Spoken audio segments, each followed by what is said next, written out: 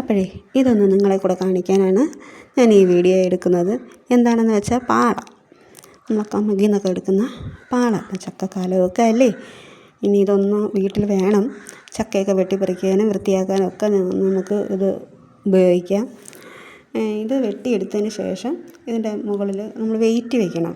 വല്ല കല്ലോ മണ്ണോ എന്തെങ്കിലും എടുത്ത് 2 ദിവസം എടുത്ത് വെയിറ്റ് വെക്കണം. അപ്പോൾ അത് അങ്ങനെ തന്നെ ഇരിക്കും. പിന്നെ ഉണങ്ങിയാലും അത് ചുളുങ്ങിയൊന്നും പോകില്ല, പരന്നിങ്ങനെ തന്നെ ഇരിക്കും. അപ്പോൾ നമുക്ക് എത്ര ദിവസം എത്ര നാളത്തേക്ക് വേണം, ഇത് കീറി പോകുന്നത് വരെ നമുക്ക് യൂസ് ചെയ്യാൻ പറ്റും. അപ്പോൾ എൻ്റെ വീഡിയോ ആദ്യമായിട്ട് കാണുന്നവരൊന്ന് സപ്പോർട്ട് ചെയ്യണേ, സബ്സ്ക്രൈബ് ചെയ്യണേ. നിങ്ങൾക്ക് യൂസ്ഫുള്ളായാൽ ഒന്ന് സബ്സ്ക്രൈബ് ചെയ്യുക. ഈ വീഡിയോ യൂസ്ഫുള്ളായാൽ ഒന്ന് സബ്സ്ക്രൈബ് ചെയ്യുക. അപ്പോൾ ഞാൻ അതിൻ്റെ മുകളിൽ കല്ലെടുത്ത് വെച്ച് കാണിച്ചു തരാം.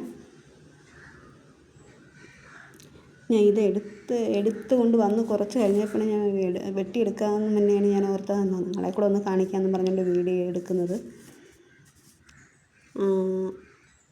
വൃത്തിയാക്കി നല്ലോണം ഒന്ന് വൃത്തിയാക്കി എടുക്കുക.